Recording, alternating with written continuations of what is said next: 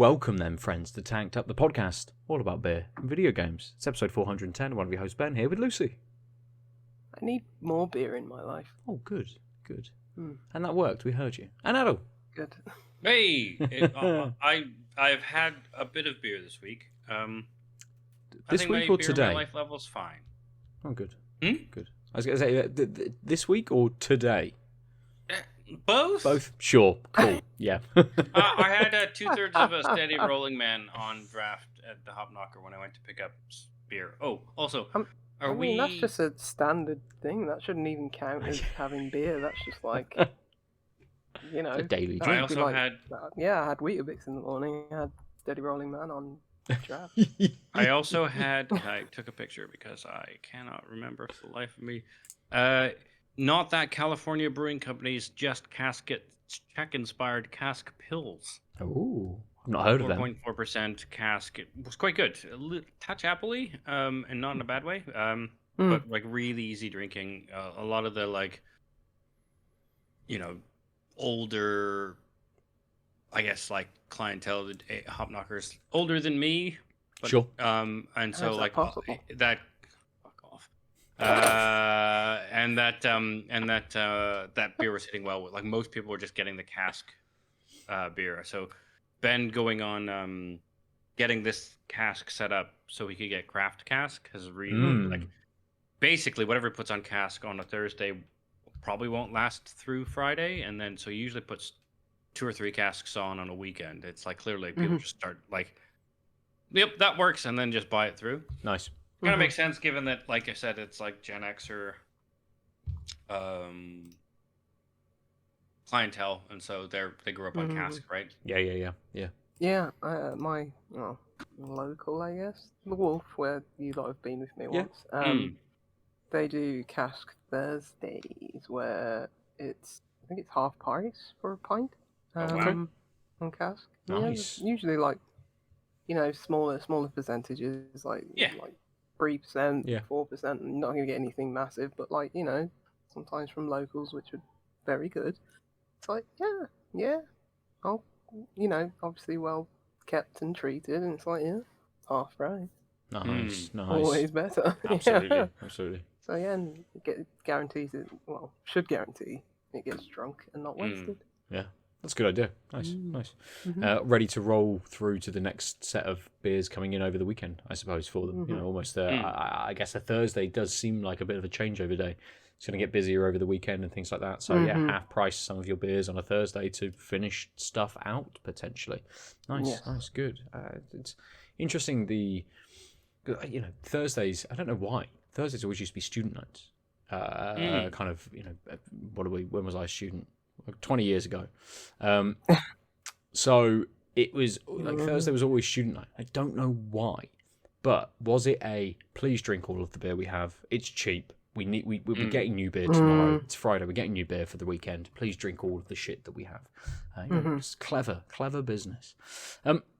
Let's get into the beers that we're going to drink this evening then. Lucy, what do you got? What do you got? What are you drinking? I've got a little batch beer. Vintage, from a brewery called Barney's. They were a new one to me. They are from EH9. Where is that? Someone Google that postcode. EH9. But this is Edinburgh. called Post Mortum. Edinburgh. Yeah, that makes sense. Okay. Yeah. Not Essex or anything. This is called their Post Mortum. It's a barrel-aged bourbon marshmallow. I'm guessing stout. Okay. Say stout, but yeah. It's small batch. Here we go. We've taken our infamous vanilla milk stout and aged it in ex-bourbon barrels to create a bigger, bolder version of marshmallow. Okay, so they have a normal marshmallow beer then. Expect intense fudge-like vanilla and sweet spice aromas and rich milk chocolate on the palate. Our post-mortem range allows us to dissect and examine unique styles of beer and experiment with unusual processes or ingredients. So one of a kind, and it's got some Oh, it's around the B for Barney's. These Nice. weird little. They look like tapeworms, to be honest. So that's not too I thought for a moment appealing. it was purple and there's a relation to the dinosaur, but I think it's pinker actually than I first.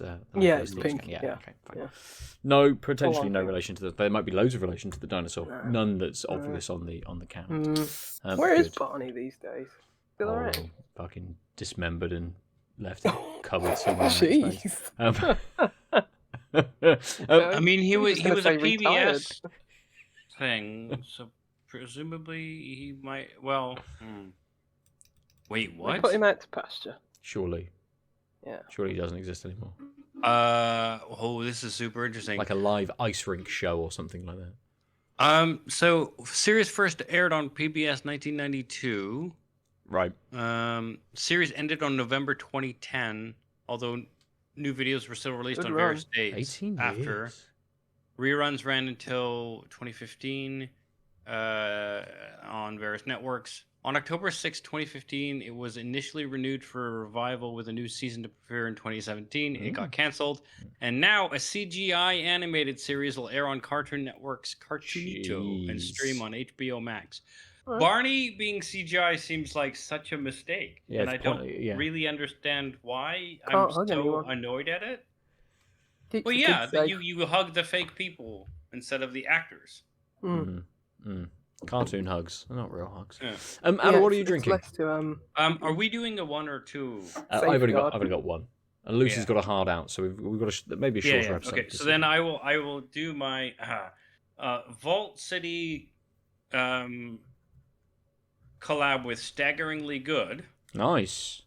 which is the Staggeringly Stoopid. Mm-hmm. And it is a blue Hawaiian smoothie sour. What? I have been forewarned about this. Staggeringly Good love their smoothie beers. Yeah. They're big, thick boys. Wow, this is really Yeah, absolutely. That's why I kind of don't pick their beers up. Yeah. I need to get into the. I need to be in Aadil's space. Like he's just trying it all. I'm like, I'm old man Cap and beard in my beer sensibilities right now. I'm just sat there with my cat. Let me read the these new flavors and these young whippersnappers. let me read the flavor text. Yeah. Inspired by Blue Hawaiian cocktails, our latest smoothie sour was brewed with Staggeringly Good and dedicated once again to anyone who's ever asked, why can't beer just taste like beer? Okay. Jam-packed with unfermented fruit for their freshest aromas and flavors, featuring ripe banana juice, pineapple, coconut cream, and spirulina to create the iconic blue color. They're stupid, and then they're staggeringly stupid. I'm At gonna least they're leaning into it. Yeah, I'm gonna see if I can. I've been warned about the pour, so I'm gonna see if I can put this in a better. You've gone weird. Your audio's gone weird. Something happened. Is it because he's further away, or? I'm further away, I think. Yeah. Okay. He's getting the splash zone ready. Quieter and echoey. Yeah. Trying to Laying the say. tarp There we down. go. There we go. Yeah, there we go. Oh, I like this angle. Focus. It's focused on. Focus on there. There we go. All right. Come on. Let's Oh, those cream trousers. Get those out of the way. see. Oh, it's blue. It's blue. It is. It's. Or Yeah. green. Oh no, it's blue. Or grey. It is very blue. It looks very thick. What is that? It looks like bleach. Yeah. Okay. The consistency of bleach. So I want to make sure. Look at these bubbles. They're so big. Yeah. Oh, Pure aeration. I wish I could control the auto. This is giving me flashbacks to that. Oh gosh, what's the non-alcoholic beer company called? Oh, Do the blue chugging. one you had. Yeah. Yeah. Oh god, yeah. I couldn't. I that went down the sink. It's Yeah. giving me flashbacks. PTSD. Look how. I don't know why it's not focusing on the. That thing. looks like a petri Hold on. dish. It Like is. full of smallpox. Look, oh, there's the angle. Look at these fucking. What is What this? is- I mean, it's I like a wouldn't drink smoothie, that. right? It's like a smoothie. No. It, This it- is what yeah. beer is meant to look like. It has spirulina on it. Question. So, that's the pour. I think I did an okay. You saw me. I Sounds think I alright. had the That's right good. angle. Yep. I wasn't Yep. pouring too quickly. It is like half head, and the head is like has its own ecosystem. Yeah, it's like science experiment. Yeah. Uh, do you see that? That's the first of the bubbles to pop, and the rest is just like hardened. That yeast is still alive and well. Anyway, that's so I thought it was worth doing that. I'll do the rest of the Absolutely. four I like afterwards. it. I like it. It's great. Wow. Cool. I'm going to drink another beer from Baron this week. It's been sat in my Sensible one, fridge. yes. Been sat, no, well, it's not the sensible one. It is it's the bigger beer from the porridge series. So I'm going to drink Goldilocks. It's an 8.4% dipper, and I love the front. I love the cover. Look how fucking hench Goldilocks is. Stood on top of the fucking bear. She's massive. So little bit of flavor text.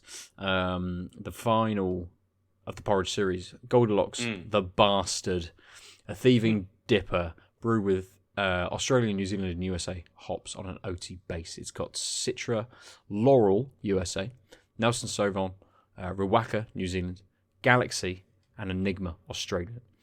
The grains: extra power malt, oat malt, flaked oats, wheat malt, dextrin malt, and chip malt.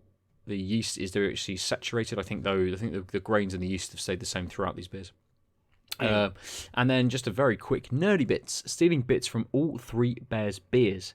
This dipper was built on a huge and thick oat-heavy mash, hot side hopped with US hops, triple dry hopped in the following stages: Simcoe and Laurel at the start of the fermentation, Nelson and Rawaka mid-ferm, Galaxy and Enigma post-ferm. So they've like rolled through like US, New Zealand, Australian for their hop choices. It is, I think, as I said, 8.4%. Again, it's the Gar was 154, so it's like an earlier batch than the smaller beers that were produced. And that very low one, which was like 4.2 or something like that, Baby Bear, which I drank last week at some point, I think was the later brewed beer out of that series. But I'm gonna get this one. I'm gonna get this one poured. I'm only on dippers tonight. We started off, I had all the Simcoe ladies from Arbor, which is a 7 and a bit % dipper. I don't know, I'm just last week I drank bigger beers and I wanted lagers. This week I want bigger beers and I'm drinking bigger beers. So that, there we go. We'll get this poured and we'll roll back round, Lucy, to you and Barney, the big purple dinosaur. Big old Barney. Yes. Hang on. I just the slight symmetry. Isn't Staggeringly Good's logo a big purple dinosaur? Oh, it is. Yeah. Nice. I enjoy. We planned this. How we plan. Yeah. It's like poetry. Yeah, I had a few sips before, but I was but I was too focused on Aadil's beer to like process it. Right. But let me pour some more because you are getting a very nice, like, oaky, bourbon, woody aroma. Okay. That's really nice. It's a bit more subtle, but you have to put your nose in it a bit. But oh yeah, that's nice. Dark chocolate, bourbon, oak.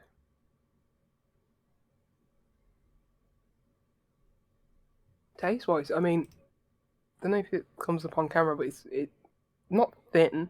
But I'd say it's much lighter bodied for like what I was expecting. Something like marshmallow, you're probably thinking very viscous and creamy to me. But it's very. I think thin is taken into much of a negative context, but I'll just say thin, but not in a bad way, because it's actually helping, taper that sweetness. I think this is as far as my, adventurousness is getting these days. Like the marshmallow, I was like, because I remember picking it up on the shelf, and it's like, am I gonna like it? It's gonna be too sweet for the marshmallows. Like, should I just pick up another beer? But the marshmallow, you can taste like that vanilla sweetness, and it's just on the edge for me of being like too sweet. But fortunately, that thinner texture definitely makes that so it's not overwhelming, that sweetness, because having that sweetness and that viscosity I think would have been overkill. It being a bit pared back by that like slightly watery, like kind of mouthfeel and texture. it pairs it back to the point where I'm not like, oh, this is sickly sweet and cloying. But Okay. you're definitely getting, like, on the nose, you're getting dark chocolate in, like, the flavour as well. And yeah, I guess it would. This tastes like a milk stout. Like, even though it's like, you know, bourbon barrel age, it's like a. You'd expect maybe a, you know, bigger, bolder stout, but I think it does have that lightness, and you know, that like kind of lactose sweetness that a milk stout does. Just except it's 8.4%, which, you know, milk stouts probably, you know, tend to be half of that. So Yeah. I think that's done. I think that's fit the brief really well. Whether it's a brief that, like, as I say, that I like that much because it's like marshmallow sweetness. It's like, I don't like my stouts or any beer too sweet. I think it's hit the brief for sure. Milk chocolate, yeah, get that milkiness. Vanilla. It says fudge. Like, I associate fudge with something thicker and you know, a bit more cloying. Richer. But yeah, richer for sure. No, this pairs things back nicely. I think I'd still prefer let's say a Brew York stout of this magnitude, but as I say, it's hit the brief incredibly well, and I like it. It's like it's not like I dislike it. I think I'd want it a bit more bitter on the end because you're not really getting like that, you know, deep, rich, maybe even like red wine kind of like taste that sometimes you get from like barrel aged beers and stuff like that. You're not getting that kind of like earthy, oaky bitterness at the You're not end. getting the woody sort of tannins or the sort of the deep berries that you often get. Yeah, you're not quite getting that in terms of the body or the finish, which is a bit underwhelming. But in terms of like it tasting like a soup tub, well, not even a soup tub, just like a stronger milk stout, it's great because I'm not even feeling the 8.4%. I will in a few sips, I'm sure, but it's very easy. Nice. Because of that like thinner texture. But yeah, it's good. Good. Amazing. Good. We'll check back in a little bit later. Aadil, we'll come to you then. See if is the head reduced at all? Can you drink it yet? There's like 4 bubbles have popped. Oh, there's a 5th. You need to get a small spoon to take it out. You need a spoon, yeah. Swirl it up or something. I mean, is there any beer in that? What happened? No, I mean, it's mostly the beer's up to there. there. Oh, that's the beer. Oh, that's the head. That's the beer. Yeah. That's that is this is the settled liquid. Because I thought where your fingers are now at the bottom, where there's a bit of I thought that was the beer, like right at the bottom of the glass. That looks like just no, color. it just no, it's it definitely has the sort of Don't put that in your body. It definitely has the coconut and the banana, the estery banana, and a bit of tang, which I think they said pineapple in the flavor text, but it's just a bit of a sour tart. So I'm assuming that's where that's coming from. So the nose is quite interesting. It's like a tropical drink. So if they were going for, what was it, blue pineapple margarita or whatever the fuck they called it? What is this drink? Oh, blue Hawaiian cocktail. Yeah. This. I'm gonna vow to next week or maybe the following week to get a weird off the beat sour, and try and get myself back into that space because you've inspired me today. Your choices. So I will say, as soon as I took the sip, the head collapsed. It was obviously a weird, tenuous structure that was trying to escape the glass. I mean, but having said that, it's got this like, can you see? There's like this weird, like that's not supposed to happen, right? It's just sat, yeah. Yeah. It is a very coconut creamy. So get a bit of the spirulina. You're definitely getting the pineapple, but this is very coconut forward. But coconut cream, right? So not like fake coconut, not like coconut shavings. I mean, it's a. I'd say maybe a bit too coconutty. Just because it's quite coconut forward, and like the sour bits, the pineapple's working well, but it's really in the back foot. I'll be curious if by the end of it, if something is settled. But right now, I feel like I would say, do you want a coconutty sour? Get this. Do you want a sour that's tropically? Maybe get this. How much do you like coconut? Like when I say it's coconut forward, I mean like that's the main sort of taste, and it's not like it's like again, it's interesting because it's not a fake coconut or coconut shavings added like bam coconut. It's quite a well balanced beer. Again, it's like coconut cream, sort of coconut in the background, but it's still the primary flavor. If that makes sense. Yeah. It's good. Yeah, like I said, it's got that bit of pineapple-ness. The banana is quite low in taste strength, so it's hard to spot unless you're looking for it. That's good, because I don't like banana taste. That would be the thing that put me off the most. I will say, on the taste curve, right when we were about to enter the finish, it's got this like a zip. The tartness sort of kicks in, and the pineapple sort of has this moment that overtakes the coconut. The problem is then after that, the coconut's still kind of there in the finish, so it really does feel like it's kind of coconut forward. Oh wait, there's some tart, interesting sour bit. Oh, that's gone now, and now I'm back to the coconut. But maybe once I get used to that, like once my palate gets a bit saturated with that coconut cream, maybe I'll be able to taste more of the other stuff throughout the curve. Again, not a bad beer, just you can't not like coconut and have this. Well, I do like coconut, so. Yeah, this so far is not a problem, and I'm really happy the weird creepy head collapsed. Would you have it again? I will ask me at the end of the pint, because like I said, I think there's a possibility that my palate. Oh, geez, it's just the head just continues to build. It's like it is its own ecosystem. Look! I stopped pouring like 20 seconds ago. It's like something out of Goosebumps. It's got to get out. Yeah, it's got to get out.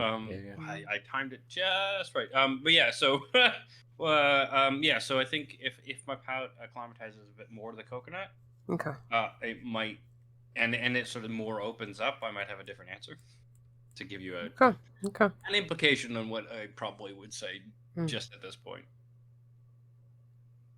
Fair. Good. I'll drink this Baron then. That smells nice. It looks like a beer. Look at that. Looks like a beer. Oh. Solid block of colour. So super deep. Little orangey. Maybe more in the sort of the yellow hue of things. But a lovely, quite light nose actually. It's like they triple dry hopped some of this. And it's not as big on the nose as I thought it would be. But some nice tropical sweet notes coming through. It's lovely and smooth. And that's a nice flavour. That's a lovely flavour. This is it's not a juice bomb, but it's also not like a modern dipper. It's not that earthy, oniony end of things. It's edging more towards juice, but actually it's quite reserved in its flavour. I expected huge, big flavour, but it's not. It's like a big initial hit. So you get a nice bit of sweetness, getting a little bit of fruit, and then it just very slowly just disappears. But not with any like follow-up on that. I'm not getting any kind of like alcohol on this. There's no sort of burn or anything like that. There's no kind of piney sort of finish to it. It's just very... like it just slowly disappears, and that bit of sweetness, that maybe quite ripe sort of mango, is sat there. But that's kind of it.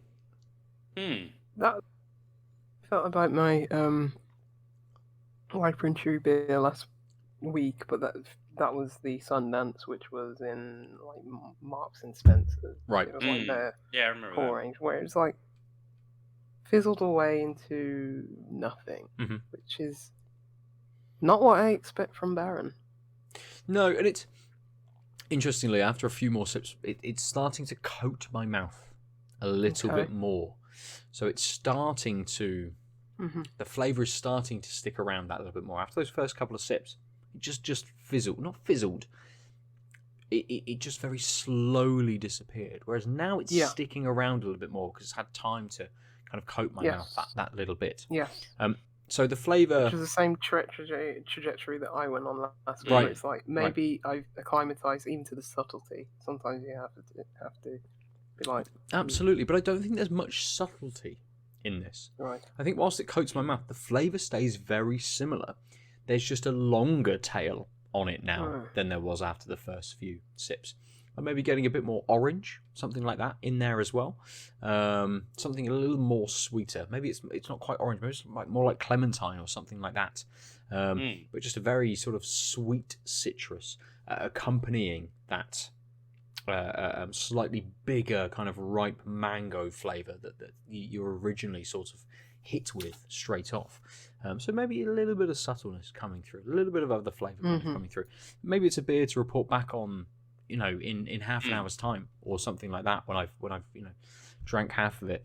Obviously, Baron comes in a lovely big 500ml can, so I get that little bit extra of this beer as well. So yeah, maybe we'll check in after we've talked a little bit about some news, perhaps, on all of the beers, really, just to see how they're getting on, because all of them seem like a bit of a slow burn this week. Like things might change slightly as we get deeper into those. But I wanted to start off with a very small bit of news. But you may remember, you may not. I talked about a game from Warner Brothers called Multiverses last year. Yeah, that was the interesting, because the news I was going to bring was Multiverses. Oh, nice. Related. Okay. We might be vibing. Spoke about it last week, didn't we? Oh, did you? Right, we did. Right, nice. All Because right. we were I think talking it was about. We meander everywhere, so it wasn't like a focus. No. Because nothing is ever It is, focused. that for us. conversation was entirely why it was on my radar. So when I saw a couple bits, but yeah, continue. Tell us what your Multiverses thoughts were. Multiverses, it has officially launched now. It's come out in an odd sort of, from me at least, very small fanfare. Kind of just like, here it is, game is here now. Yeah, it exists. So just the background is it was in beta for a minute, and it was kind of actually okay received. You know, it was like a potential Smash competitor in the sense of like not obviously a game that would play Smash. That's just not where AI is at yet. But another game people who like playing games like Smash might want to play. And there were some problems, and then WB or Entertainment was like, we got to fix some shit. We'll be back in a year. Peace. And then they bounced. And then this week it is released. So it was in beta before, and then they were like, ooh, we need to do some shit. And they which is like a stark, pardon the pun, contrast to like betas and early access and things like Hades, where Hades 2 has come out and people are already like mucking about with it, and like it'll be different from what they're playing, but they know that's what they're getting into. This corporate thing was in beta, and then it was like open beta, and now it's like, no, we're disappearing for a year and we're gonna come back. And then it came back, and now it's released. And like you said, they didn't really like have a PR. I don't get why they wouldn't have had any sort of marketing push for this release. I mean, it would make sense if they were one of these things where it's been in early access for a year and now we're like flipping the 1.0 switch. I could get that you'd think that but like when you disappear for a year and you come back and you're just like, and now it's in production. This can be the release. We've talked about it before, where you go into early access, and actually that early access, when people are able to play it, is the release of the game. It's not the full version, it's not the finished version, but that is when you get the most traffic, right? That is when you are advertising your game. That's when you want people to come on board. From a marketing perspective, that's the release, right? Yeah. Whereas Multiverses disappearing absolutely has the chance to have that second push. And I've just seen like nothing. I'm part of the Discord, and I've seen like 2 or 3 messages from the official, getting notifications through. over the last few days. An email kind of from WB went out a couple of days ago. And the thing I wanted to mention about Multiverses, because I might jump back into it. I'll download it on the PS5. I'll see what's different from the beta versus kind of what is now. Is, we've always talked, I think, with Multiverses about the roster of characters and the the vast range of franchises and properties that Warner Brothers have. So, additionally to the beta version, they're now coming out with the Joker, of course. Why wouldn't you? Jason Voorhees, Banana Guard, which is a character from Adventure Time, and the character which I'm clearly going to play a lot of, Agent Smith from The Matrix. Wait, what? Agent Smith is in Multiverses? How did I miss this? I'm sorry.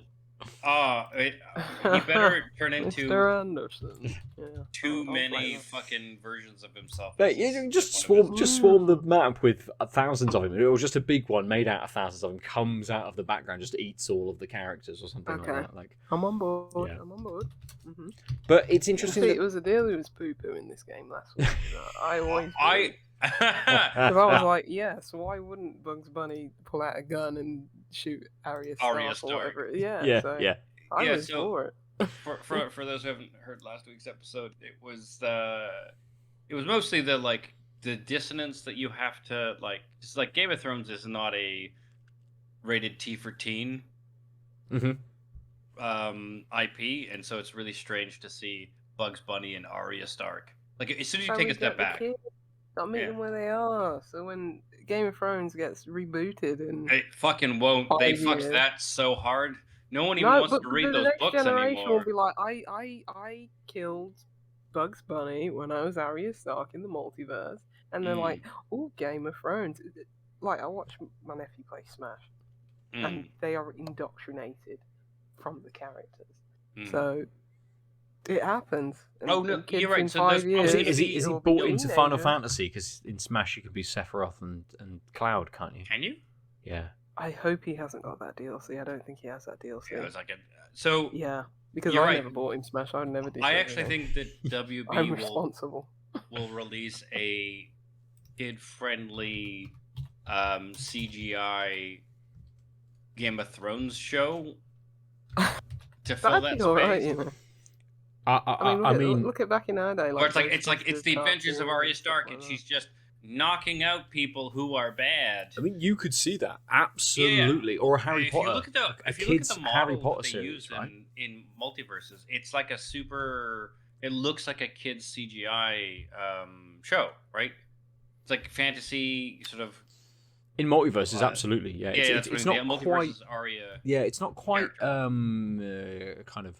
You kind of get the sense of some of the characters all do look different. So like Finn and Jake from Adventure Time are slightly more in their palette than anything else. So there's a bit of a mix of different kind of palettes going on with it. Arya Stark does not look like anything that you would visualize or imagine from Game of Thrones. Yep. So like as Jason Voorhees. Right? Oh, I haven't even looked at the street. Like all of the other ones are like cartoon adjacent. We've got cartoon Harley Quinns and Batmans. Lots of cartoon DC characters. Obviously, the Warner Brothers characters, Tasmanian Devil, Tom and Jerry and stuff. Shaggy. They're all cartoon versions of them. Jason's so cute. But he's a big boy. But Agent Smith does have a touch more cell shady kind of. Oh, he's like Fortnite Agent Smith, almost. Right? It's an interesting. Yeah, it's an interesting mix of things, and I think we've talked before, probably when I was playing it in the beta about kind of characters that we'd want to see come in. And do you know what I didn't realize? Mad Max is a Warner Brother franchise, so you just get fucking. Tom Hardy with the Mel Gibson skin that you can then put on at a later point. Which Mad Max are they modelling it after? Yeah, I was just saying, is it Tom Hardy? Mel Gibson? I think I'd prefer that from a PR point of view than Mel Gibson. Yeah, absolutely. Fuck yeah. You can still get the Road Warrior skin at some point, within his full Mel Gibson Yeah, in his but full ideally leathers. it's the Mel Gibson Mad Max who has actually been skinned. You know what? They are Is missing a Tina trick Turner here, in the game? right? I'm sure I asked this Oh my god! probably so a year ago when you. Yeah. Is what? Is what I missed that? Tina Is what? Turner. Tina Yeah. Turner. Oh, no, this is what we talked about. Absolutely. Yeah, it is Yes. 1000%. Yeah. Why is Tina Turner not in Call of Duty? So this is super interesting because my other piece of news, because I wasn't going to talk about these new characters, somehow I missed them. I was actually going to just poke at fun at the fact that apparently the relaunch is awful. But bridging that is the fact that there's been a leak of another franchise crossover, which is Call of Duty's crossover with Fallout has leaked. Oh. And it's essentially Vault Tech suits and Pip-Boy computers in Warzone and Modern Warfare 3. The and that same company seems now. so fucking brazen. Yeah, exactly. This is why I was really going to talk about it, because it's just like nothing about. If you look at the screenshot that they Activision Bethesda have released, it's like the Call of Duty guy holding a gun and his like skull mask, and he just happens to be wearing the stupid blue. Yeah. It's like, this is dumb. This is like so brazenly dumb. Yeah, I could. Yeah, you fuckers. Vault 141 price. So it's just fucking Price from Call of Duty, just in a Vault Tech outfit. Like, yeah, it's just like they're just skins, right? Yeah. It's just like that's so. Bleh. That's the reason why. Oh my god! Yeah, I mean, people love different outfits. You've seen the shot, right? Yeah, it's awful. Yeah, it looks so bad. It looks like they didn't even try. Yeah, it literally looks like someone went on Photoshop and just like. Because Snoop Dogg looks like Snoop Dogg.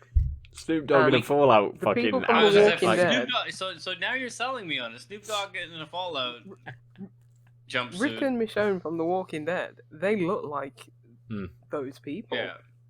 It's just hilarious, like, looking at Michonne. Well, I think the problem is he carries a samurai sword, gunning people down. Yeah. There's a sword on her back because it's the character model, but no, Right. she's got a M40 and just gunning people down, and it's just it's so. I mean, stupid. it's gone to the point where I'm now kind of curious about Warzone just to see the nonsense.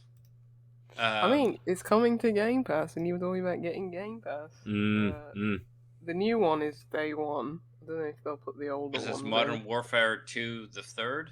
What? It's Black Ops 6. Which Black Ops 6? I didn't know there was a Black Ops 5. No. You know what? I don't fucking care. I kind of remember there being That sounds like a consistent numbering system. I'm happy just on principle. Yeah, you're But right. where You was were on the 5? 6th one. Was there a 5? Yeah, it Or was did they probably go back to Black Ops. It was 2, probably Black 2, Ops like superscript RTM. No, Right, Black like, Ops. yeah, Black Ops 5 is. Ooh. Did it have a subtitle? So there's Black Ops Cold War. Call of Duty, Black Ops Cold War. Is that Black Ops 5? That's the first thing that comes up. If I search Black Ops 5. Yeah, but it doesn't say Black Ops 5. But Black Ops Cold War is the first thing that Was comes there up. a Black Ops 5? So there is a Yeah, Black YouTube Ops Cold video. War. Why is the new Black Ops 6 not called Black Ops 5? So people have I don't remember that one. So that was set in, presumably the Cold War, because you never know Call of Duty. It may not have been. It might be the far-flung future. Again, yeah, absolutely. It's in space. Wait, that's why it's cold. Space is games. fucking cold. Like, I'm sure we've gone over this and we could not. Blops. Yeah, so Blops 4 came out, then Blops Cold War. I think that was the one where they like made Reagan into a good guy, and that was. Do you remember that one? He wasn't originally. Who would have thought? Didn't they make Nixon into like a character, or was it still Reagan? In mate, you're gonna get like Call of Duty, just like previous presidents pack, where it's just fucking Nixon walking around with a fucking Magnum shooting people. Yeah. I am not a crook, but you are.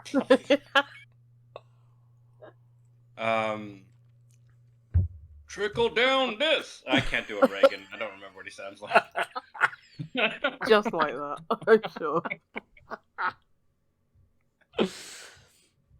But also, Oh, it's not even like Call of Duty is like one-liner shooting game, but it just seems apt that if they were put to make the presidents gun things down, they would have stupid lines. I mean, but that's like when they do like it would be interesting though, wouldn't it? If because you can do those like one-hit kills, right? In Call of Duty, Oh, like yeah, the yeah, character's yeah. prone, you can I come think up to them and like I knife them still and shit think like you that. need to do a couple knives because in Right. the earlier ones it was just one knife. But you're there's dead. there's animations, right, for like that kind of Yes, like killing yes. blow, and you Mhm. just imagine like the Snoop Dogg character just saying like for shizzle and just fucking smashing a Yeah, knife in someone's like fucking if they gullet were or doing something. voice clips for these things, they're There missing a is for trick. Snoop Dogg. I don't know Oh, what is he says there? exactly. Yeah. I don't remember what it is because if I did, I'd be worried about what in my memory is storing. But yeah, he does have voice lines. Right. Or line probably. They're probably like Snoop. Just say something into your iPhone voice memo and we'll work from there. Oh Jesus! He never came into a studio. Yeah, not even to get mocapped. They'll be like, "You've been in 100 games before, and we've seen you everywhere." And somebody's already got the Snoop Dogg data. Holy shit! Sorry, there's a YouTube video of Snoop Dogg does finishing moves compilation. Season 2 Reloaded. It's first of all that was 2 years ago. Guess the length of this. So it does cover the build up to the kill and then the animation and then a second cut into two afterwards. What's a kill animation? Maybe 10 seconds, if that. Probably Per that. So I will kill. say- Yeah, 5 seconds per animation, maybe. Mhm, So what I'll say probably. is the first kill on this clip, this compilation, was start to finish 10 seconds. Okay. So Okay. going up on the person, kill animation finishes, they walk 2 paces, it cuts to the next scene was 10 seconds. I would say it's a minute, maybe a minute and a half. You getting like 6 to 10. So I obviously haven't watched this entire video because it's 10 minutes and 49 seconds. And I don't know if it's because they're just they can't possibly be doing the same fucking, like the compilation has to be different ones, right? But also I feel like the guy did a thing and then Snoop Dogg said a line that had nothing to do, like there was no relation to what he was rambling. So I'm guessing it's mostly the same animation with random voice clips pulled from his movies and or like It's probably not even that. He interviews. plays a lot of Call of Duty. They probably Yeah, just yeah. got his whatever he said on mic one time. And just, Oh, well, now that Just Microsoft owns recording that. Activision, we know that now that Microsoft owns Activision, we know that given that they've just released that Windows 11 is going to have recall. You know this feature? But No. let me back up and do some tech talk so that you understand what stupid joke I was going to make. So the biggest release of Microsoft in their thing was they've moved to ARM, and so they've got system on a chip processing. So the new ARM X and Elite and whatnot are they're AI optimized systems, and they're Copilot or supposed to whatever, be as good as the Apple M chips or better, right? Right. But what comes with this is Copilot is going to be so baked into the operating system, but it's going to be baked in with a thing called Recall. And I didn't Recall, see about the recall part. Recall is a function that will track all of the things you do, No, the thank you. pictures you view, the No, emails thank you. you do, No, the thank you. inputs you have, such that No. for a rolling window of time, such that if you need to like recall a thing, hey, that's the name, it will have indexed all those things, and you can be like, oh, what was that website I was looking for? And it'll be like, oh, I bet you mean this one, because No. yeah, it's got huge motherfucking terrible privacy concerns. It's also like so invasive to make Windows search slightly better. Like who the fuck cares Bing? about no, like as in like the Windows. The idea is on the the operating system search. yes, would be better. which I do get frustrated at that Okay, feature I because think why it do you has offer me the gotten search? worse. Yeah. Yeah, because yes, it has absolutely. And that's like- an entire episode we could go into how bad Well, that's Windows probably search has got. And Well, that's probably all the crap that they store on the computer, and it's like having to search through all that. Some of it's the way that they're trying to index too many Yes. like fields.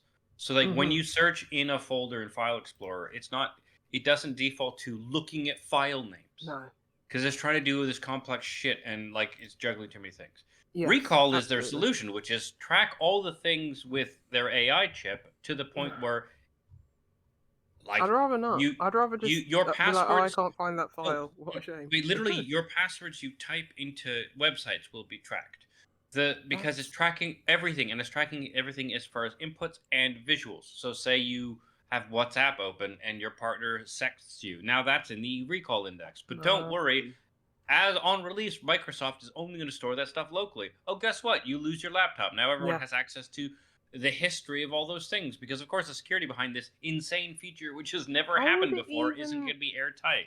How would it even be able to get into, like, third-party things like that? Like, no, because it's at the OS level. It's literally monitoring the thing, right? How does it even store that? That's like in a, you go to your browser, you go to WhatsApp, which I'm sure is encrypted still. But you have to remember that this is all part of the AI optimized system on a chip stuff, which means your CPU and your GPU is all the same system.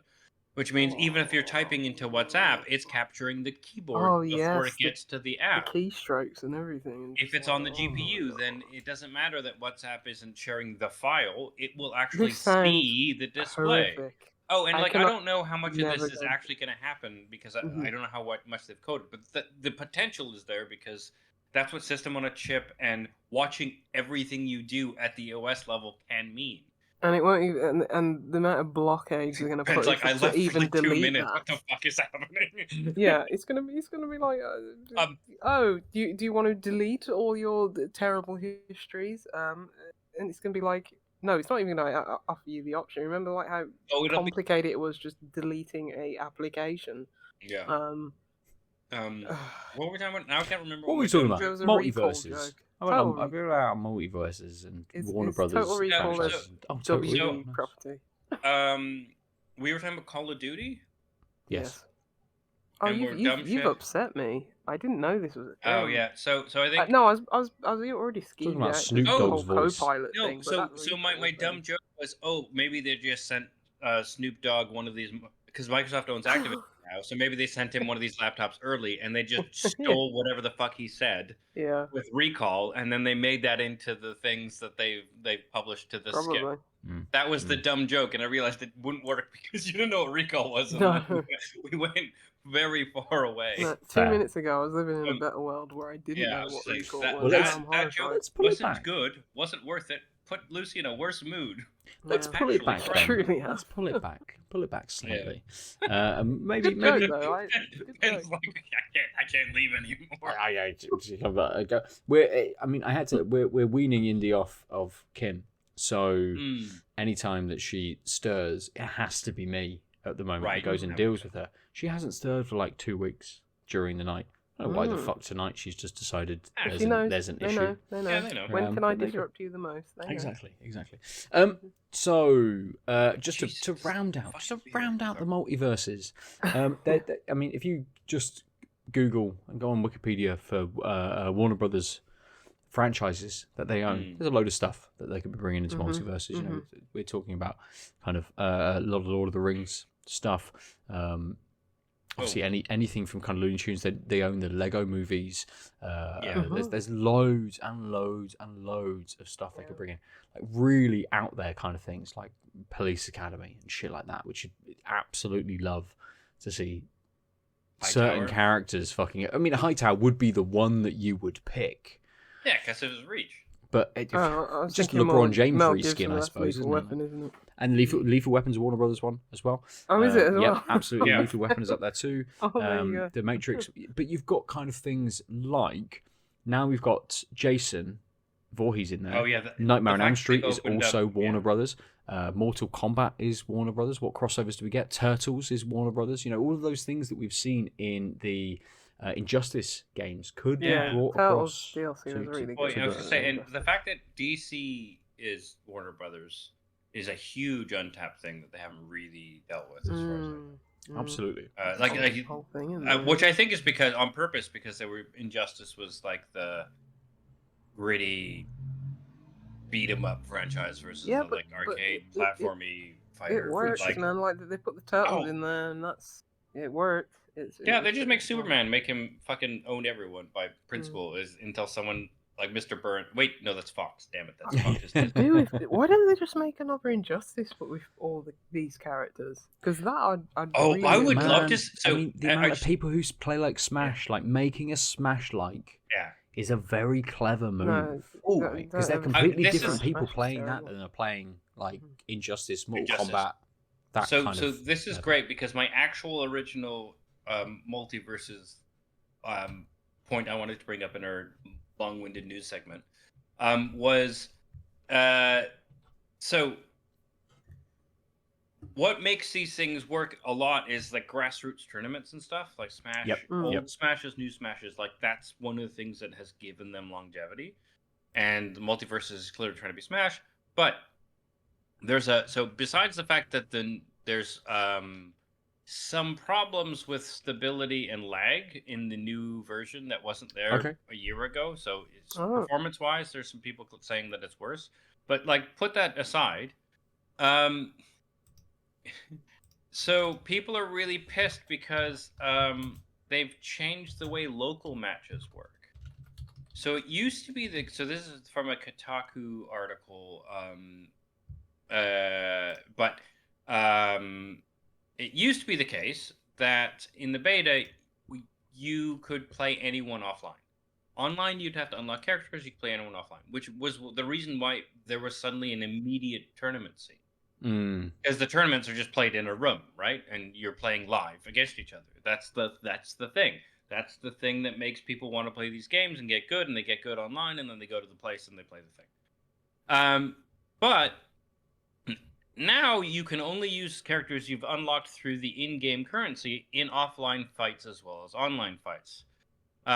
So that means you can't even practice with a character, you can't even try it out, and more importantly, if you are a tournament organizer, you need to have multiple accounts with everything unlocked depending on how you want to run the tournament. Right.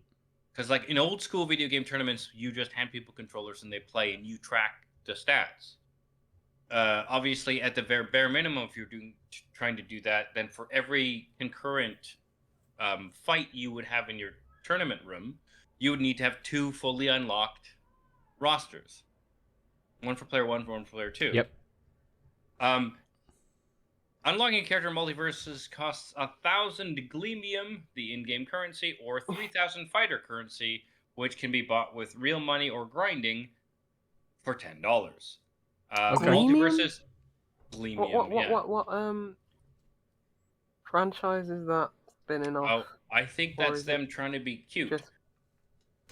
Made up. So for Multiverses this. only has a handful of characters playable for free at a time, and they rotate. They rotate, yeah. That was the same in the They're beta. in Space Jam, right?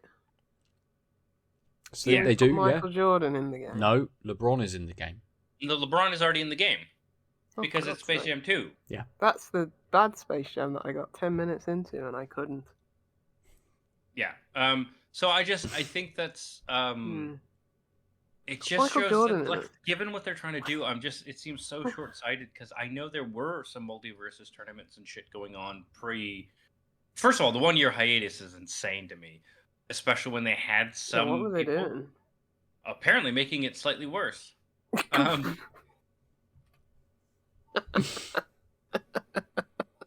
So that's why those were the Multiverses talking points I picked up on and mostly it was like I just wanted a reason to talk about some stupid gaming like corporate bullshit and then throw to Call of Duty and Fallout costumes looks dumb. And we've done that. So good. Let's move on from Multiverses then. Yeah, absolutely. Maybe you will indulge me slightly as I talk about the first 15 minutes of the new Prince of Persia. Yes, the new Prince of Persia game. Not Prince of Persia, the Lost Crown, or whatever the fuck that was called. I was going to say Sands of Time, but This is that's like boomer Prince of Persia to most people now. That's my Prince of Persia. That's my Prince of Oh, Persia. my Prince of Persia is the OG one. The original, yeah. That's the actual. That's all, yeah. So, That's the best generation. Where those assholes. really Mine is definitely the Sands of Time trilogy. Is my Prince of Persia.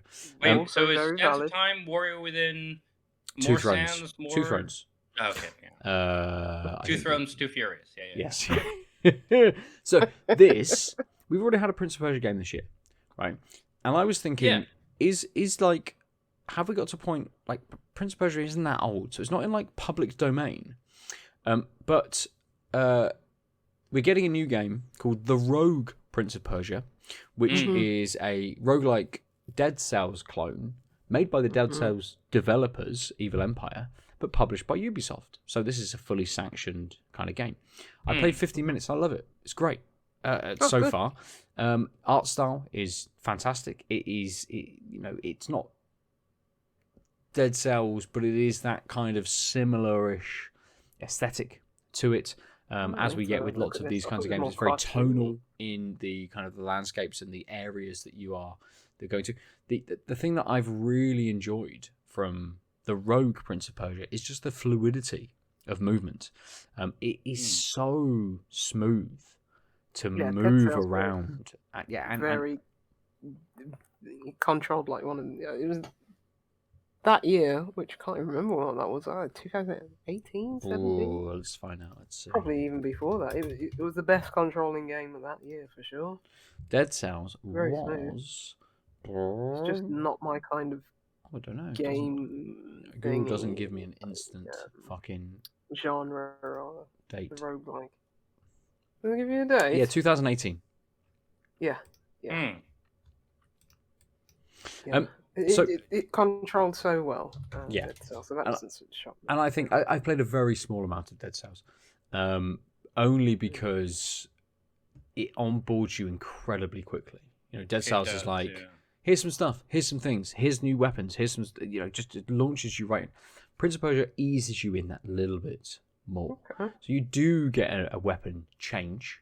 It's very similar in that, you find a chest, there's a new weapon within that chest. That new weapon has a very different style of play. So you start off with a couple of daggers, it's very quick, you're hitting enemies. The first weapon I picked up was a big axe, so longer animations for attacks. The attack sequences weren't as quick when you're trying to combo things through, but you still get to vault over characters. There's quick kind of dodges out of the way. There's lots of that sort of stuff. But there's also, as you get in the 3D Prince of Persia games, lots of fluidity of movement kind of across the, within the platforming elements as well. So there's wall running, which you can do in different directions. It's not just press a button and you wall run across this space. It's hold the direction you want to go and press the button and you will run in that direction for, a short period of time. So you can combine lots of, you can jump, you can wall run, you can jump again, to be able to access lots of different directions and areas within the platforming. And as I was moving through, and it's a roguelike game, so it's procedurally generated in the areas that kind of come up. As I was moving through, I'm like, cool, I can see that this might not be the path. Yeah, you've got some green in there now. That's a bit sorry. disconcerting. That's why I didn't mean to hijack you, but what is this green layer? Yeah, I don't know. This is all bad head. This is question mark. This is what the beer used to look like. Some separation. Yeah, that looks like a child science project. Oh no! What? Vietnamese coffee is way better than this. No, but when they can separate. There's the condensed milk and there's the coffee. It's like I feel like it's the food coloring in oil and food coloring in water, it's like a science experiment matcha you do when latte. you're like. A Vietnamese matcha latte. Yes. With egg in it. Anyway, I don't even know if I can get to the liquid to know if this tastes different from this. There's this. Sorry, you were in the middle of a thing, and I got my ADHD was like, look at the green thing. I mean, it's just me, saying how good the Rogue Prince of Persia is. No, I mean, so I say that because I didn't want that to end your appreciation and effusiveness and description of the Yes. game. It sounds super cool in the point where it's an Ubisoft game, and that makes me annoyed. Very much. I'm very lucky that I've got a code for it. That very much came through Evil Empire, which is the developer, rather than Ubisoft as well. Everything we try and ask for Ubisoft, they're just like, no, go away. You've badmouthed us far too much. Clearly, we're giving you nothing. But so you far, play, not you play. Yeah. But like, it's great so far. It is really, really good, and I'm really itching to get into more of this and progress through the different areas, progress through the levels, to see exactly kind of all of those different upgrades, the different weapons that they'll kind of have for those kind of like combat kind of combinations and things as well. Right. What I noticed from just looking at a bit of the gameplay was, there's far more like traversal in this, platforming than there was in Dead Cells. Sure. Yes, in Dead Cells, you are platforming. It's a 2D side-on view game, but there wasn't like any, challenging platforming. Whereas this is true to, I guess, the Prince of Persia. Yeah, absolutely. Sands of Time kind of thing. There are like, I have to dodge through some blades, hop over a spiked pit and stuff. So it's like, that's very different to Dead Cells, and it seems like the therefore the difficulty in terms of the rogue elements is double-fold, because you're having to do platforming and combat and stay alive. So that was interesting. I didn't expect to see that. Sure. I guess the original Prince of Persia was like a roguelike. Yeah, I mean, it's a platform game, right? The original. Yeah. You mean fall into so many spikes. You mean like Prince of Persia, the 2D side scroll? Yes. Yes. Yeah, it was like kind of a roguelike. I mean, I think it was like trial and error very much.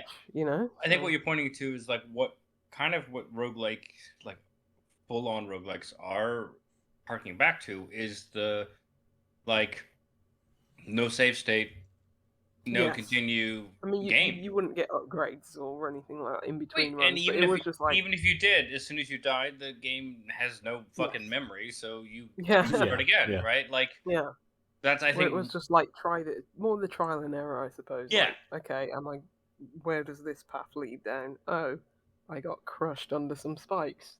Cool. And it was cool back then because it was I love that game. It was 1, 2. One of my uncles. And he had an Apple computer, didn't he? Now I can't remember what the. Because I don't think I played online. Did it ever come to like DOS? The original Prince of Persia. Yeah, it was a DOS game. Yeah. It was. I don't know whether it's a DOS game. So Prince of Persia 1 was an Apple II game. Apple. Then it got released in DOS and Amiga and all those. Right. Yes. Sorry. Because I'm trying to remember what he had. I can't remember. It was so long ago. But like the original Prince of Persia is probably. It's on everything. Like yeah. It did come to DOS, so maybe he had. Oh, it came into DOS basically. Like it was Apple first, and then it was DOS, and then the Amiga, Atari, Commodore consoles. But then it was one of those games that, like, so this is like 89. It comes out on Apple. 90 comes out in all the consoles in DOS, and then 91 it comes out in the secondary consoles, like the TurboGrafx 16 and like the nonsense things. But then by 92, sorry. I didn't know it came to those. And but by 92, it's on the Master System. It's on Mac OS. It's on. Was it? Yeah. And then it eventually releases on the Game Boy, the NES, the SNES, the GameCube, the Wii. I didn't know it came to console. Yeah. It must have. And then Prince of Persia 2. Yeah, it was very popular. Was a DOS game first and an Apple game second because the market shifts. Right. Yes. And then we've got 1999 Prince of Persia 3D is a Windows game, and then a Dreamcast game, and then we wait until 2003 for Sands of Time. Sands of Time. Yeah. Because the second, the original Prince of Persia is like a rotoscope game, so it's very very specific kind of visuals to it in terms of the like how fluid the animations and things look in that kind of game, which we can replicate a little bit more with various different artistic styles these days. But was the second one a rotoscope game as well? 'Cause I do not remember. I think the it was. second game from the original kind of run of games. From my memory, 1 and 2 were like the very similar types. Right. I'm and looking then at like 3... the SNES one. It looks amazing. Why didn't I ever play that? I had no idea. Oh, Prince of Persia 2 is called The Shadow and the Flame. Yes. I didn't know that. I don't know anything about Prince of Persia 2, to be fair. Yeah, it's very similar art style, just with more pixel depth. Right. It's on a later generation. I need to download these on my Vita. my analog pocket. Yeah. Vita's Sunset. Yeah, same Sunset thing. Is, yeah, basically. Same I mean, means, let's be honest. My Vita is not exactly unable to run these things now. Yeah. No, the SNES version looks great. Like Prince of Persia. Yeah, so that was one of the things about the constant re-release, right? Was because they did engine upgrades. So this is one of those games that actually, pardon the pun, stood the test of time. So when they re-released it, there was slight upgrades throughout. So there's like ideal versions depending on what you like graphically or gameplay wise.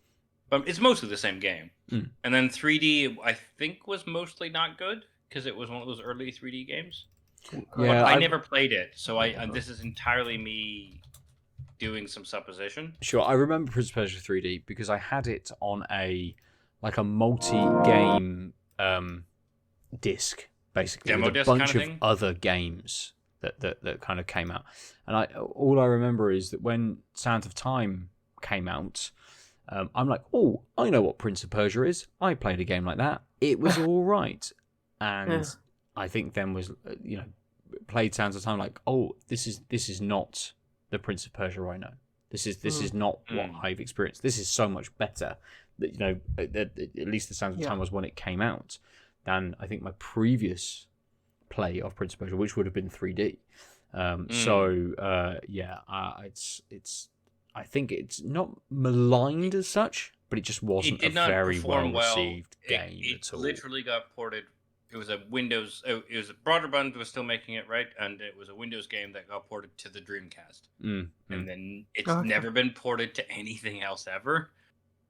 There were so many weird games. I mean, that's not a weird game because it was still a well-known franchise. Absolutely, it's quite impressive that it never went further, right? Like it clearly didn't do well enough, and then Sands of Time just did gangbusters, right? So...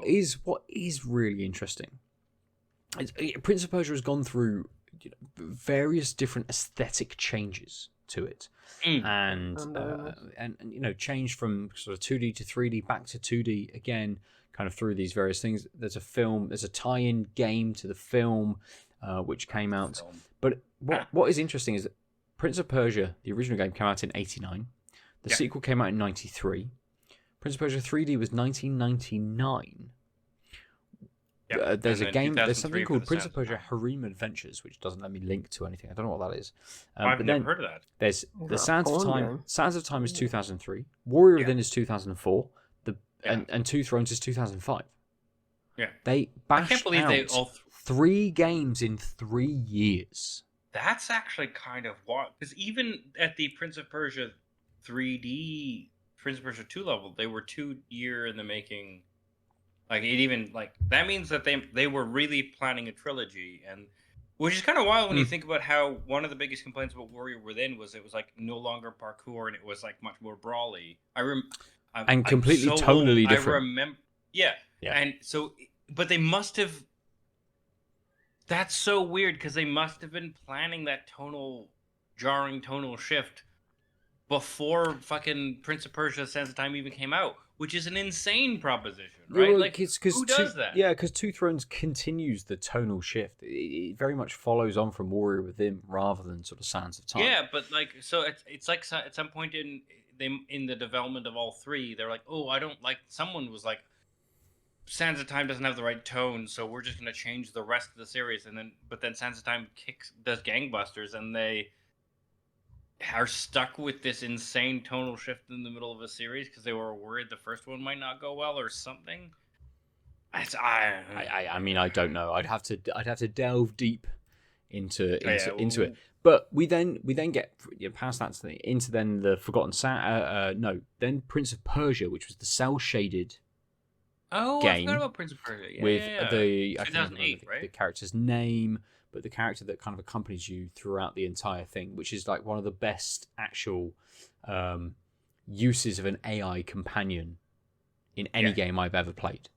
We'll call them NPCs. Let's not call them AI. It's not...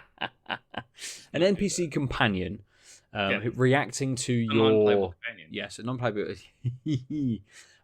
So an NPC reacting to your gameplay style, just done very, very well. And I don't know, did that just die a death? Did it not sell very well? Did people, there was enough time between the original trilogy and between other games to shift in aesthetics and tonally. We then get 3 Prince of Persia games in 3 years, which all follow on from each other, and suddenly Ubisoft are like, here's another completely different game within a very similar like generation, for people to be like, what? Why is this not Prince of Persia 4? Why are you changing these things? Interesting to see how those markets kind of shift and change things. But then you get it's been 3 years since sure. So it's a while, I guess. But then they also come out with the DS game, which is in the same year, which is like a tonally completely divorced kind of chibi like art style DS game. The Fallen King, yeah. But then you get the Forgotten Sands, which ties into the film, and that game was okay. Is that what it ties into? Like that, yeah. The game was much more like the Sands of Time than anything else. It's almost like a Sands of Time remake that ties into the film. And then a long time passes, over 10 years, and we get 2 Prince of Persia games this year. The Lost Crown and now the Rogue Prince of Persia, both 2D. Right. And it's just like, what the fuck is going on? And the Rogue Prince is a Windows exclusive, and the other ones are console and Windows. Oh, is it? Yeah, so it's super weird. Oh yeah, because I was looking at Rogue One on Steam.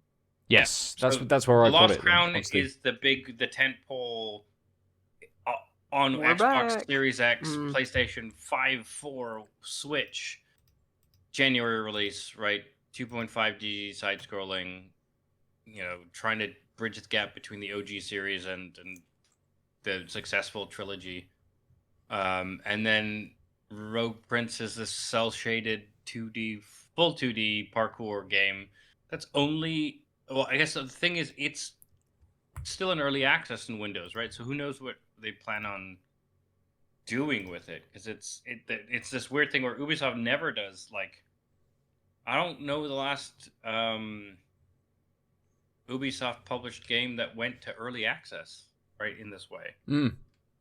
Like, it's not a thing they normally do. It's also the most interesting looking one of the 7 we just mentioned or whatever. But also interesting that there's a Sands of Time remake coming as well. Oh fuck! Is it really? I think announced like last year or something. But again, Ubisoft, they've just cancelled one of the new Division games, Heartland, I think it was called, which was going to be their like free to play kind of the Division kind of version. So, but Ubisoft are weird like this, right? We got 2 games years ago in Child of Light and Valiant Hearts from Ubisoft, which were fucking brilliant and really totally out of their wheelhouse. There's that climbing game where you're the robot as well. Grow Home. Grow Home. Oh, yes. Grow Home. Which again, they made a sequel, Grow Home 2, right? But which again, was good. A shock. Great. Just a weird kind of like, cool. We'll try some stuff. And okay, sure. There's the odd crossovers like Mario Rabbids is completely different to anything else essentially. Mario Rabbids. They also made a sequel to it because it made enough money, but it was such a weird proposition. And it was right when I was like, I'm not. I'm too not hard sure for I me. want I to never buy played it, Ubisoft but- games, and I bought it and owned it on the Switch. It's Mm. great. Yeah. But they have these odd flourishes. Hmm. So like it makes sense. Use Yeah. Prince of Persia to do this. Use, as they fucking That- should, Splinter Cell to do these like make Oh a my make a God, Splinter Cell Rabid game Splinter like Cell is the in best this idea 2D ever. kind of fucking version. You could very easily do. There's a game from like probably 10 years ago now, which is a little indie game where it's a 2D game and you basically are running between light and dark areas, and there's enemies which walk past you and you have to hide in the shadows before they and they can walk past you and then you come back out. You can have a Splinter Cell game which plays with light and dark and allows you to do puzzles in multiple ways. Like play with your franchises. Do these silly things because that Rayman game that was on Apple Arcade was really good. Yeah. Yeah, I agree. Yeah, just make weirder, smaller, funkier stuff and it Great, yeah. with your properties Yeah. because they're obviously popular still probably. Mm. Mm. I mean, Yeah, it is an a good interesting Splinter one. Cell game would be good. But Yeah, it's an interesting. Splinter Cell's been absent for a reasonable period of time. I think over a decade now. Yeah. It was Blacklist 2013. Jeez, was that the last one? Mm-hmm. Yeah. Mm-hmm. But did they shift into? I think he appeared in like maybe DLC of like Mm. Rainbow Six Siege. as a Yeah, voice or is he something. in? What's the one we played the beta for, and then you played a Division? bunch of adult ghosts, not ghosts. Tom Wildlands? Clancy's Ghost Recon TM Wildlands. That one. Mm. Tom Clancy's TM Ghost Recon R Wildlands. The one with the really big open world map, right? Yes. Yeah. Yes. I actually reinstalled that like a month ago because I was like, I want to play a dumb open world shooter, and I was like, this one's too big and too dumb. That's fair. Like, I just want to like have a couple firefights and like conquer a village, and it's like, fuck, I have to go. Apparently, you're plot hijacking me to go hijack a delivery truck on the other side of the map, as far as I'm concerned. But it's actually a tenth of the map because the map is huge. But you've still got a helicopter to get there. I did, and then I crashed the helicopter, and I didn't crash it enough into the truck, and then I was just like, no, I don't. Nope. Like the AI's crap. The like, I have to rely on my squad, and they're all dumb because they're bad AI. Yeah, no, I remember why I played a bunch with people, and then tried to play maybe 10, 15 hours by myself, and then eventually walked away because the plot wasn't good enough. Yeah. And it's like, oh, Not a plot. It did. Yeah. well, so the yeah. problem was the game forces you, even though you have this huge open world, like even if you're just like Ubisofting around and conquering the whole map and like ignoring the plot, that'd be great. But you're not allowed doing that. There's enough like on rails shit in that game. Also, I think there's a sequel, isn't there? Like that did really bad. People really didn't like that one. I can't remember why. I think there's probably microtransactions or something. Yeah, there I definitely think there was were. like some kind of hub world or something. I don't know. Oh, what I very much enjoy. You mean the 'Cause that sequel? was the one with. Yes, because that was the one with God, what's his name? Walking Dead guy. Tom Clancy's Ghost Recon Breakpoint 2019. Yeah, Yes. wasn't that the one with? With the guy from The Punisher, Shane from Walking Yeah, Dead. Shane. Yeah. I John didn't realize it was a Beth- narrative John sequel. Bethnal. I don't know why. Is that his name? John Bethnal? Yes, Something yes, like that? John Yeah. Bethnal, I knew it was. It's also one Jay. of the I gotta love Wikipedia. The game was released on 4th October 2019 for PlayStation 4, Windows, Xbox One, and then on the 18th of December 2019 for Stadia. Remember Stadia? That was 5 years ago. That's what I've been playing Rogue Prince of Persia on. Yeah. Oh, shit. Uh, There it is. you okay? Upside down Stadia pad. Oh, I mean, that controller, all the reviews I Good ever control read pad. of Stadia Good shit pad. was the controller was fine. It's symmetrical. I enjoy it. Yeah. That's good. oh, we don't want that. No, We like symmetrical. the It's symmetrical pads. asymmetrical, No, thank you. please. No, thank you. Please. Inverted controls, symmetrical pad. I'm Oh, happy. let's do control. Oh, that's a nice one, Aadil. That is nice. You've Oh, had this that is, for do you long. remember when I got years. this? You've had that for it says years. out of Yeah, minds.net, yeah. and it says. Oh, Minecraft. Is that a Minecraft one, Lucy? Yeah. Oh, that's One of the that's a elite, 6,000. right? Yeah, I think Yeah. this was the last one I got. And... I have no elites. I literally have this one and a regular Xbox. Oh no, One that's not controller. an elite one. I had an elite one down anymore. Oh, no, that your D-pad's thingy one. What's that? Starfield. Starfield. Yes. Yeah. Not played the game. Probably won't. Got a But it's a pad. nice As far as I controller. can Nice. hear, as far as I've heard, it's not worth playing. Maybe when it gets updated. To finish out, Pretty. just to finish out, I've had a quick look, just because I just suddenly dawned on me, like, we must have so many Tom Clancy games. Oh god, And yes, this so- is good. Eurogamer, Oh. there's a page on Eurogamer, so Eurogamer.net/video-game-franchises/Tom-Clancy's brings up a lot of games. 1, 2. So Rainbow Six, the original, Rainbow Six Rogue Spear, Sum of All Fears, which is a film game. The Morgan Wait, there Freeman. was a Some of All Freeman Fears film. game? Yep. Rainbow Six 3. Where did Rainbow Six 2 go? Is Rogue Spear Rainbow Six 2? I don't know. But Rainbow Six 3, yes. Raven Shield, Tom Clancy's Rainbow Six 3, Tom Clancy's Ghost Recon 2, Tom Clancy's Splinter Cell Chaos Theory. So that doesn't include the first Tom Clancy game. This is because it's going in order. So was that Oh, a Tom God. Clancy game? Was it just called Splinter Cell? I don't know. Maybe Eurogamer don't have everything fucking locked So down. I'm on the Tom Clancy Wikipedia. was like, there's money on the table here. Oh, that guy's been Right, dead yeah, for a absolutely, minute. Yeah. Some of All Fears came out in 2002. The film. Splinter Cell also came out in 2002.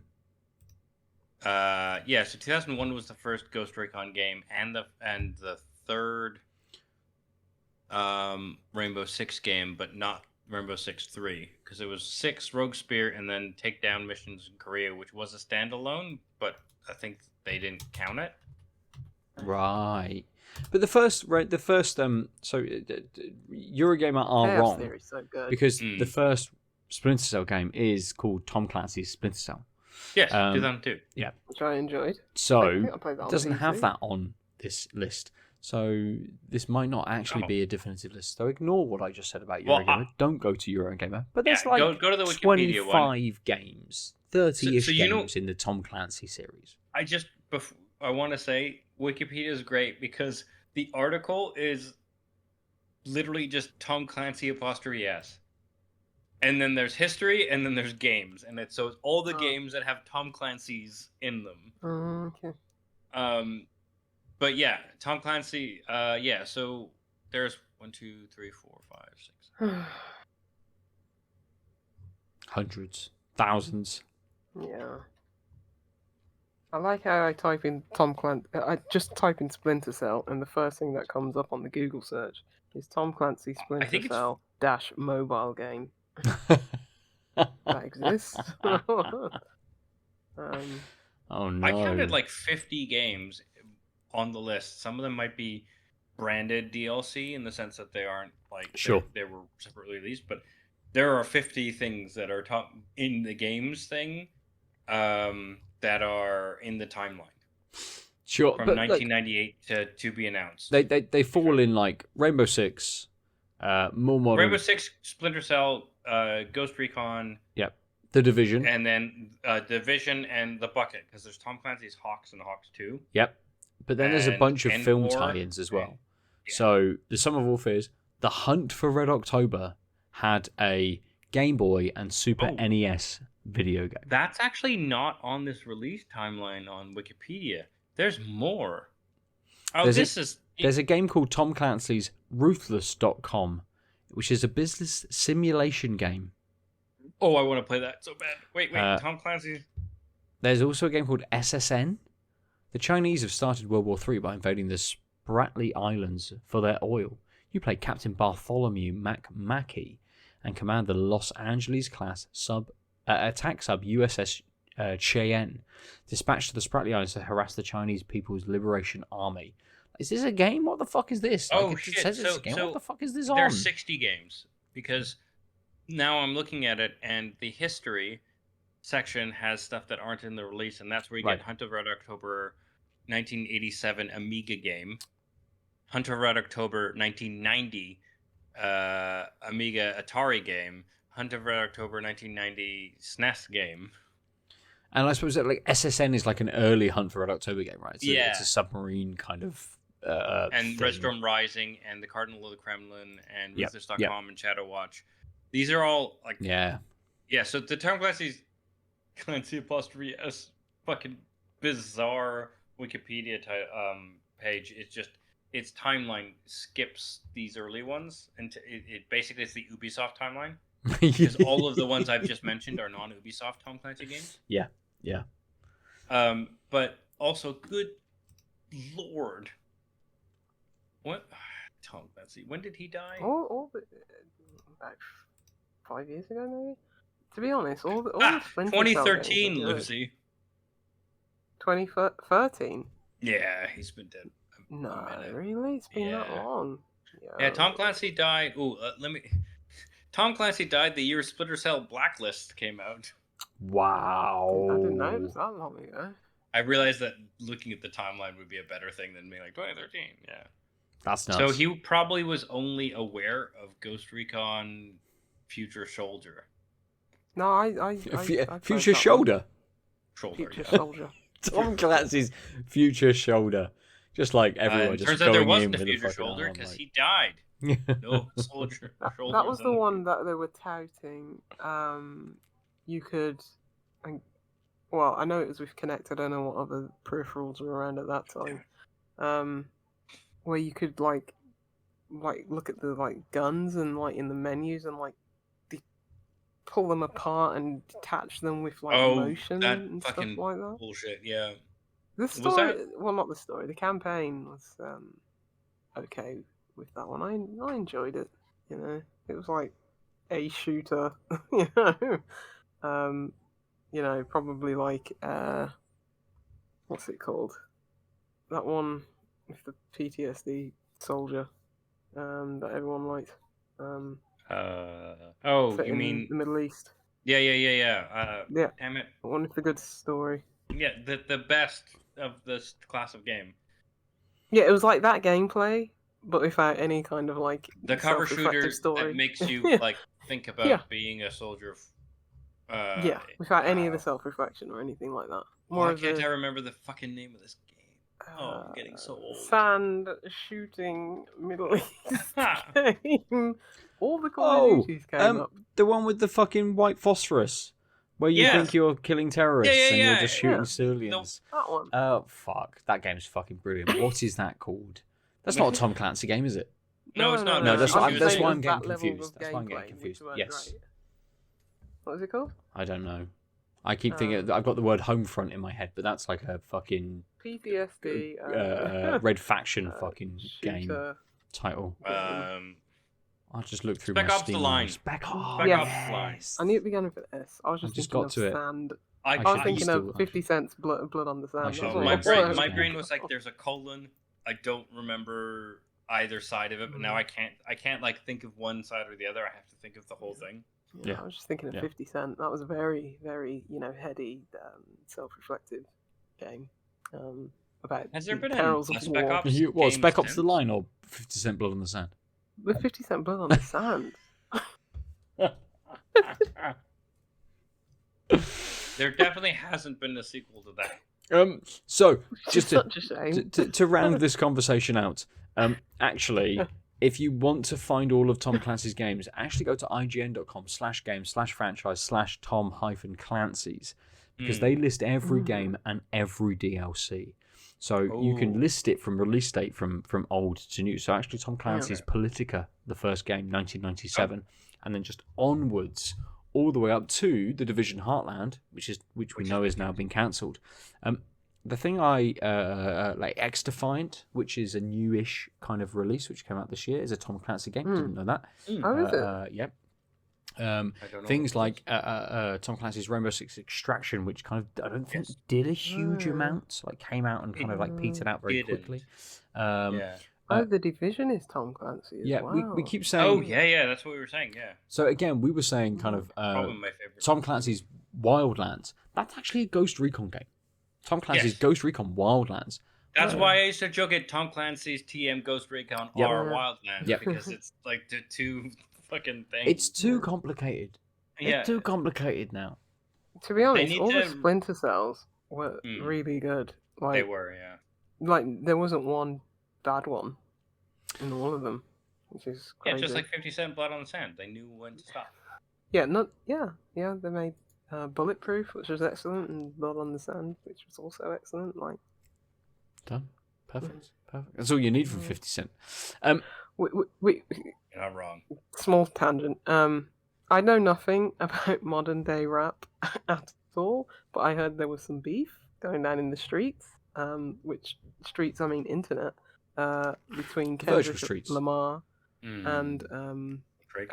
Drake. Yeah.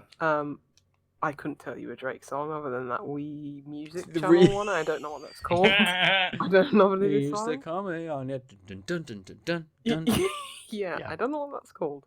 Wii Shop music Mm. by Drake. But Kendrick Lamar, I've heard a few of his songs, not many. He seems good. Drake He is. doesn't. He's better than Drake. We shop bling, Lucy. We shop bling. Wii Shop Bling, okay, fantastic. That guy Kendrick likes Lamar playing in seems his genuinely fucking- good, like a genuinely good rapper who I should listen to more of. Mm. Whereas Drake doesn't. I have no, Yeah, you know, you're good. I have no Allegiance is- dogs in this fight, horse Sure. in this fight, race. I don't care. But I saw D-O but they're, double like, G's in this skin- fight. Snoop Dogg does nothing but a Mm. G thing. I don't even think he double does. G I thing. I think he's He's not checked out even, a long time yeah, ago. Fuck that. But they put their like character models' faces or whatever on, was it Mortal Kombat 11? And Oh, really? I was just like, that's funny, and also just bring that Def Jam. Oh man, Def Jam. Just bring it back. Fight for New please. York was fucking brilliant. Yeah, with old, put in new rappers. I'm sure I'll learn things and learn who, whoever. I can't even name a contemporary rapper who I don't know, but no, I couldn't because I don't know any of them. But Man, you I'll just learn things. like absolutely, That's but you how get I like learn the people like music. the Island Boys and stuff. You just want to. I don't know where these things are coming. Sneeze. But like the Island Boys, you just want to beat the shit out of, right? Just these fucking scrawny, fucking jumped up cunts. That you're just like, yeah, I'll beat the shit out of them. Absolutely, Yeah, fuck right. yeah. I'll take Maybe I'll 50 look at Cent. their I'll take music. fucking Curtis's big fucking arms, and I'll beat the shit out of them. Like, Yeah, And then you got that's what like, you learn you know, about music back in the day. let's just Tony Hawk. yeah, just pull everyone in. Doesn't even need to be Def Jam. Just fucking No. rap fight or something. Mm. Yeah. Rap Beat the fight. shit out. P Diddy brings on a Yeah. fucking young girl who beats the shit out of her, and then you Oh. beat the shit Oh out my of him. God. Like everyone, we'll just fucking pull everybody out. Call everyone out on this fucking. Yeah. Yeah. Yeah, Rap I fucking mean, video game. ugh. Mm. Yep. Yeah, there's some fucking Maybe awful don't shit put him happening in in the that game. Yeah. space. Or do, and he just can't fight back. Exactly, You yes, punch because the he's hell out too of him. busy. Yeah. He's Oh, too that would be busy good. concentrating Run on off. his victim, and you Or just you get just to have fucking like wail on an him. extra, like the character chooser. You just have an extra question mark for where is Diddy? Yeah, absolutely, yes, Just exactly, like- exactly. And just Thomas the Tank Engine turns up in a mod, and it's just the fucking rap remixes to the Thomas the Tank Engine Yeah. tune everywhere. Like this game's, it's got lots of things that can happen. Video games used to be good. expansive. Folks, kids don't know. No, Kids they don't don't. know. They don't. No. Let's finish there for this week. But let's return to our beers, though, because I think there's a little bit more to say just to finish up the episode. Lucy, we'll start with you. Yeah, I really enjoyed it. Like as I say, bit sweeter than I would prefer. But when you have something that's a milk stout and a milk stout, the dial turned up, what do you expect? But I'm glad I picked it up. Barney seemed like someone who I'd pick up more beers from. 'Cause it's still quality. It's a very good and well made beer, and they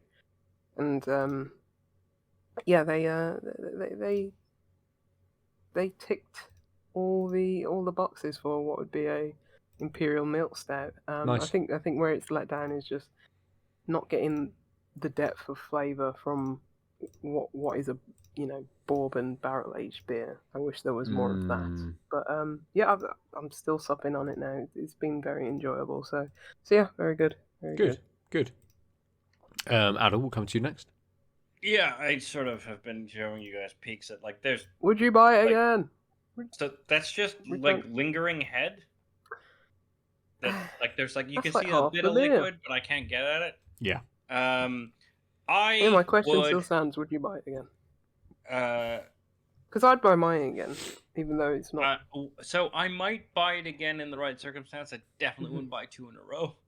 Okay. So what like is that circumstance? that's not true. So like if I was back in the DR, all right, like and it was super hot and it's this very tasty, refreshing coconut based thing. It's got this tartness. That's about it as far as beery notes. But like if I was in sort of tropical warm, I'd rather that than like a shittily made over rummed, because like one of the problems because we were at a like resort, there's this notion of people, it's all inclusive, so we'll just put as much booze as possible. Yes. And it's like, no, I don't want that. No, what is wrong with that? Because sometimes I want something to taste okay, and if I want more of it, I can get more of it for free, and I don't need something that's like 7 times the strength and overpowering everything else. But I'm with them. Why do I have to get up from my deck chair and continually get drinks if I can just get blasted on the first one? No, but then I wouldn't order like a cocktail, right? I would order. So I ordered sipping rum at the bar one night. And they gave me basically 7 ounces of high proof rum that was tasty, but it was like, I'm nursing this for the rest of the night. You're that in was the Caribbean. That's great. Here's a fucking bottle of locally made rum. Yeah, but I ordered decent tasting rum and I wanted it neat, and I got a decent tasting rum that was neat and more than I bargained for, but that's fine. But when they put that when you ask for like a gin and tonic and it's mostly gin and a splash of tonic, it's like, no, if I wanted a glass of gin, I would order a glass of gin. I mean, yeah, absolutely. What's the point of the tonic? Like, I don't understand what the problem is. I'm not hearing. I'm just gonna order. What I'm saying is, you'd rather be over here where they give you a minuscule. No, I'm saying I would rather order straight booze if I wanted straight booze, but if I wanted a mixer, look, give me a mixer. My peoples. Yeah, absolutely. I completely agree. We know hospitality. No, get you drunk. I was away last weekend, back down to Weymouth just to see my family, and I went out with my brother. It was his birthday a couple of weeks before, and I hadn't get to see him, so we went out just to the pub up the road from him, and I'm like, cool, can I have like a double Mount Gate with lemonade, but I want just like 1 shot of lemonade in, please. Literally the barmaid was like, yeah, absolutely. Poured me 2 shots of Mount Gay and just went with the lemonade gun, and I'm like, perfect. I just that slight hint of citrus through it. Which again, if that's what I want, and they do it, I'm very happy. Yeah. It's when I ask for a known balanced thing and don't get it. Sure. Yeah. That's all. And look, just stay at the Cheltenham races next time. The Caribbean's clearly not for you. No, your old dad's camp. No, it definitely is because no, Lucy, you misunderstand. I'm taking the mick out of you. I'm aware, but you misunderstand. I just started ordering sipping rum more often because it's not like I didn't want lots of booze. Yeah. The ratios were off. I wasn't enjoying the drinks, so I was just I'll enjoy. Give me your more premium booze, and if you want to pour me half a highball of it or whatever, that's fine. I'll drink that. But it's a trade-off. Yeah.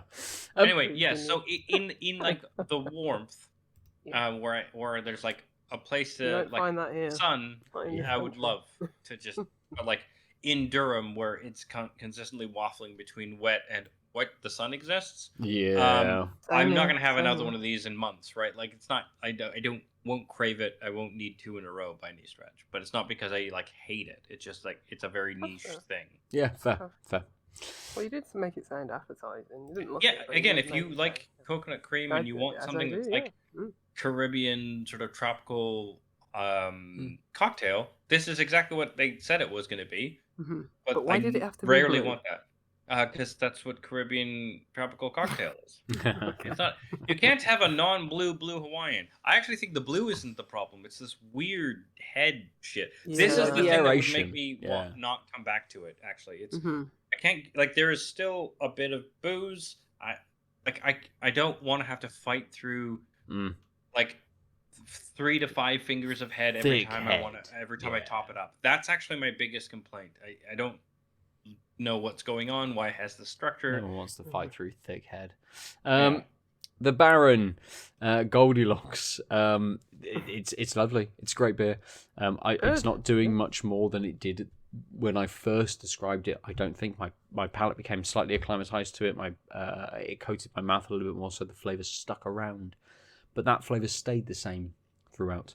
Lovely and easy. Lots of mango, a little bit of clementine on there as well. Maybe a little bit of pineiness started to show, but not much at all. There's not a big bitter finish. It's very smooth. It is closer to the juice bombs of 5, 6, who knows, 8 years ago now. Who knows when that actually existed? But I think it was 2016. It's much closer to that, which is great, and I really, really enjoyed it. I would drink another one right now. I think I would just roll straight into it because it was so easy, and it doesn't feel like 8.4. 8.4%. Doesn't feel like that. It's just very, very easy to drink. So, and as we've said about Baron, Typical easy Baron. to drink beers, very smooth, Mm-hmm. very, very soft in their kind of consistency things as well, with their water quality. So, great beer. Good. Cool. That's it for us then this week. Yeah. You can get us in all of the social places at Tanked Upcast on the social medias. I'm at Nova_47. Lucy is Juicy Loose 9, except on Call of Duty, where I'm Lucy Y2. Let me kill you. Add me and kill you. Yeah. Is that a new account, Lucy, or did you recover your old I one had and to change it? change my name. Right. No, it's the same Same account. account, but Right, new cool, name, right? cool. I had to, because it would have been Billy Boy 69 or whatever that person changed it to. So Big Dog whatever. 420. Yeah, absolutely. Just plain Snoop Dogg. Adil, what are you on the internet? Where do you At exist? the Omniarch. Hold on. Oh, it's Perfect. backwards because of cameras. No, No, we're good. You're we're good. You're good. good. No, it's Aaron. backwards for me. I really hate how software does this Yes. now because I can't tell what is being displayed. Yes. Absolutely. Yes, I'm at the Omniarch on all the things. Yeah. Brilliant. And go to outlives.net, everybody, to see the beers that we have been drinking this evening as well, the video versions, or the Out of Lives YouTube page. Go on, Lucy. What are you finishing? What are you finishing off with? My controllers say Juicy Loose 9. Oh, it does on the bottom. Yeah, and there's another one that does too. but I Oh, can't so be mine asked to says It's get that. very lemon. Mine says outoflives.net. It's Oh, really? the Jamaican flag colours. And I've got one that's the. You don't get that from the front. Yeah, so mine's the Donatello colors, and it says outoflives.net, and then the Omniarch on the back. Perfect. But it's an old There's the other one. shit. I Nice. know. Guyanese flag. This is when I had money to waste. The good old days, we call them. Yeah. Well, Brilliant. I still have money to waste, but I'm more conscious about wasting it there. That's Yes. all. Yeah. Save that money because games, they're not cheap no more. No, that's why I don't buy them. Yeah. Exactly. Good. I don't have money for Call of Duty. Yeah. Thank you then, everyone, for joining us this week. We have been Tanked Up, and we will catch you very soon. Goodbye. Ciao. Bye. Yeah. www.outoflives.net